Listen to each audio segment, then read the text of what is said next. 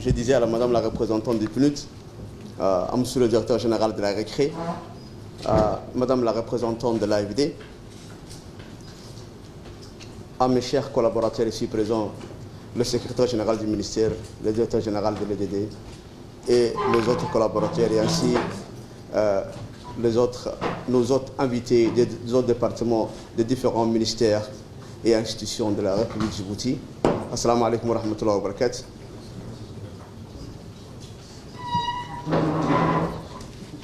C'est un plaisir pour moi et un honneur d'être parmi vous aujourd'hui pour lancer cet important atelier d'information et de consultation sur les stratégies de développement du secteur de l'énergie.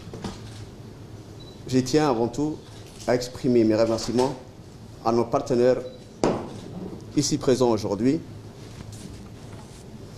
notamment l'Union européenne, la Banque mondiale, le PNUD, et entre autres, qui nous ont soutenus et accompagnés pour l'élaboration des stratégies de développement du secteur de l'énergie, objet de cet atelier.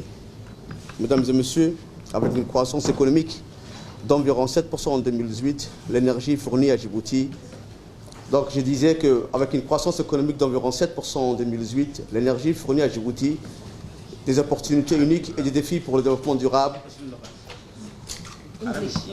Djibouti est confronté à de nombreux problèmes de développement liés, entre autres, à la forte dépendance du pétrole pour l'énergie et aux importations d'électricité, d'eau et de nourriture en provenance d'Éthiopie, à la faible diversification de l'économie et des sources d'énergie, au chômage élevé et aux sécheresses provoquées par le climat.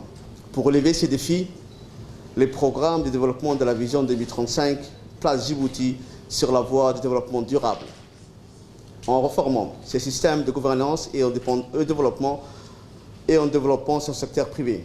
Cet ambitieux plan touche les domaines sociaux et économiques tels que l'éducation, les nouvelles technologies d'information et de communication, les transports et la logistique, mais notamment l'énergie. Le gouvernement de Djibouti considère l'énergie comme un secteur stratégique, un vecteur essentiel de sa politique de développement socio-économique et le moteur du développement durable à Djibouti. En outre, Djibouti compte sur le développement de ce potentiel en énergie renouvelable, notamment la géothermie, le solaire et l'éolien.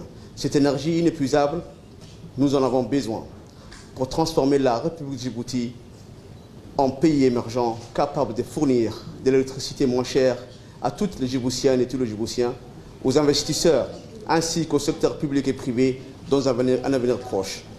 Pour atteindre ces objectifs, mon ministère, le ministère de l'Énergie chargé des ressources naturelles, a mis en place des stratégies harmonisées pour le développement du secteur de l'énergie.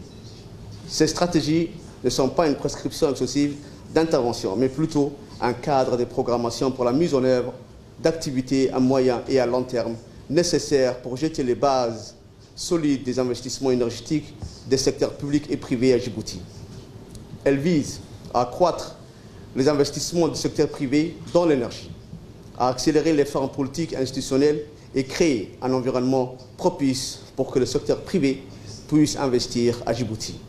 Elle vise également à intégrer dans les interventions visant à atténuer les effets de la sécheresse, à améliorer l'accès à l'eau, la sécurité alimentaire, la santé, mais aussi l'éducation.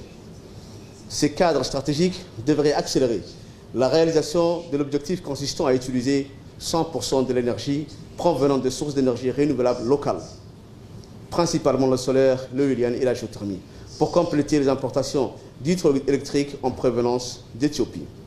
Ces stratégies complètent les efforts du gouvernement, du secteur privé, des partenaires du développement locaux et internationaux et de la société civile pour mettre en œuvre des initiatives en faveur de l'énergie durable. Ces initiatives permettront d'améliorer l'autosuffisance en matière de production énergétique et éventuellement exporter vers les pays voisins à l'avenir. En plus d'aide à la mise en œuvre de la vision 2035, il s'agit également d'un outil utile pour les partenaires de développement impliqués dans la localisation et la mise en œuvre des objectifs de développement à l'horizon 2030.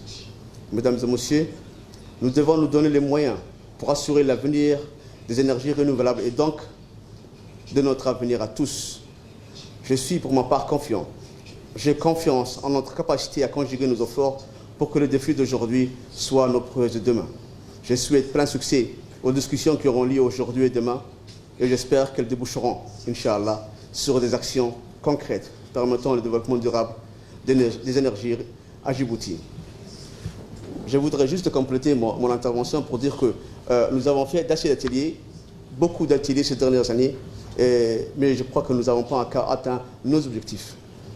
C'est pourquoi je voudrais vous exhorter sincèrement pour que demain, à la fin de la matinée ou en fin d'après-midi, nous ayons une feuille de route claire, une stratégie, une richesse claire pour pouvoir, Inch'Allah, attaquer les quinquennats qui arrivent et de mettre Djibouti sur le rail de la production d'énergie, Inch'Allah.